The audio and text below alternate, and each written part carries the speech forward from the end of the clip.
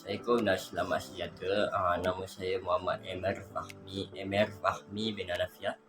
Bernombor metrik di 202111007778. Hari ini saya akan membentangkan tajuk iaitu perbandingan teori koherensi dan teori korespondensi untuk pentasian akhir bagi subjek UPU 3132 iaitu subjek falsafah ilmu. Okey, untuk pengenalan manusia dalam kehidupan ini selalu disibukkan dengan pelbagai soalan asas mengenai teori mereka dan dengan dunia ini. Mereka seringkali hujah mengenai asal-usul dan sumber pengetahuan dan kebenaran yang dijadikan sebagai isu utama yang mendalam mengenai sejarah kehidupan manusia. Untuk menangani isu-isu yang dialami manusia dalam kehidupan seharian, mereka perlulah menguasai ilmu falsafah dan juga agama kerana ia memberi jalan kebenaran kepada setiap manusia di muka bumi ini. Istilah epistemologi berasal daripada bahasa Yunani dan ia terdiri daripada perkataan episteme iaitu dalam pengetahuan dan juga logos. Epistemologi merupakan suatu kajian mengenai pengetahuan ataupun sains ataupun dalam perbincangan. Sumber, asal-usul dan ciri asas pengetahuan merupakan topik yang diliputi dalam kajian epistemologi tersebut.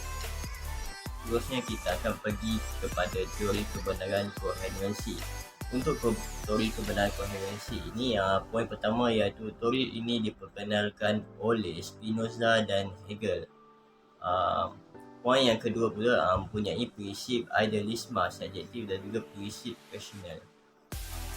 Suatu kebenaran ini merupakan suatu persetujuan antara idea dengan idea sebelumnya ataupun keputusan dengan keputusan sebelumnya yang dianggap logik.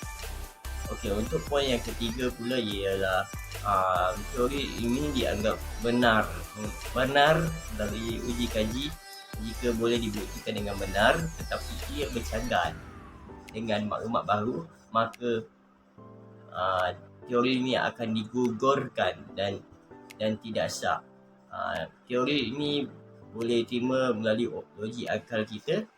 Teori ini bersifat konsisten dan sesuatu kenyataan tersebut adalah benar dan boleh dibuktikan secara kesahihannya. Okey, untuk seterusnya teori kebenaran korespondensi iaitu poin yang pertama iaitu teori ini diperkenalkan oleh Plato, Aristoteles dan More. Poin yang kedua iaitu teori ini menyatakan kebenaran adalah suatu kesesuaian antara penyataan iaitu idea mengenai sesuatu kenyataan ataupun fakta.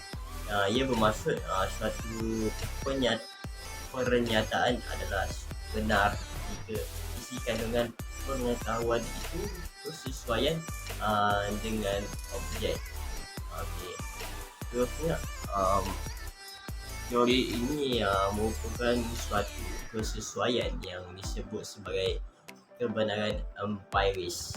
Okey, poin yang ketiga iaitu pernyataan kesesuaian situasi kenyataan dan juga keputusan merupakan 5 unsur yang perlu dipenuhi dalam teori kebenaran korespondensi.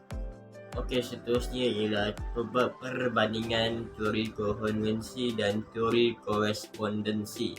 Teori koherensi ini ia mempunyai kebenaran lama dan kebenaran baru.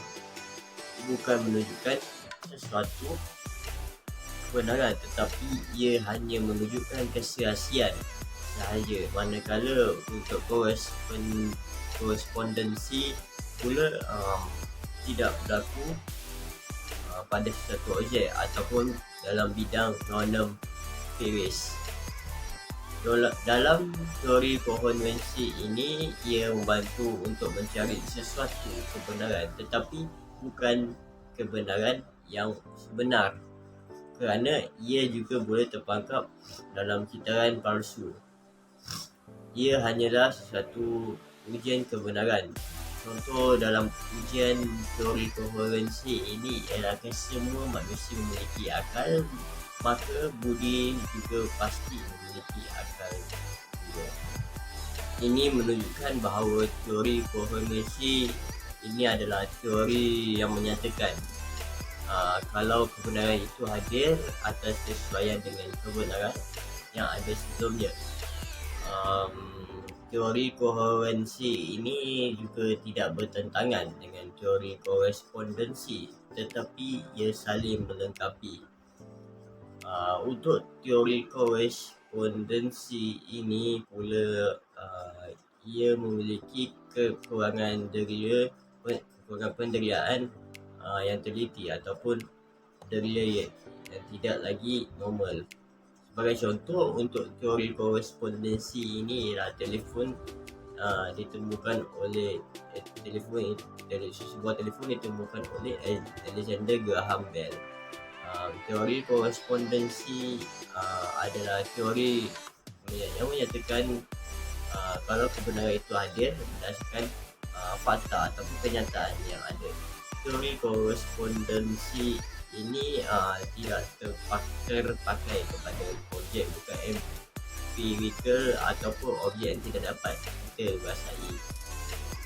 Untuk kesimpulannya, epistemologi merupakan cabang dalam ilmu falsafah dalam mempelajari sesuatu ilmu pengetahuan dalam asal-usul pengetahuan serta memberikan sesuatu kebenaran.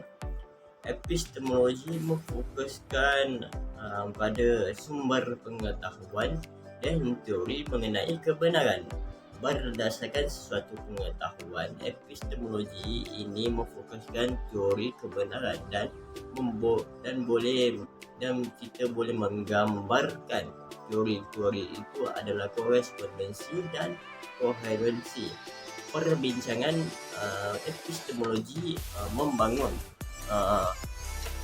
membangunkan sesuatu pengalaman, iaitu perbincangan tersebut memfokuskan terhadap sumber pengetahuan, proses dan juga kaedah untuk mendapatkan sesuatu pengetahuan, cara untuk membuktikan sesuatu kebenaran dalam pengetahuan dan darjat dalam sesuatu kebenaran dalam sesuatu pengetahuan. Pembinaan pemikiran epistemologi ini terutamanya teori kebenaran yang terkandung, maka ini pastinya tidak boleh meneroka keseluruhan kerangka epistemologi tersebut. Teori yang dibentangkan tidak merangkumi semua teori yang wujud.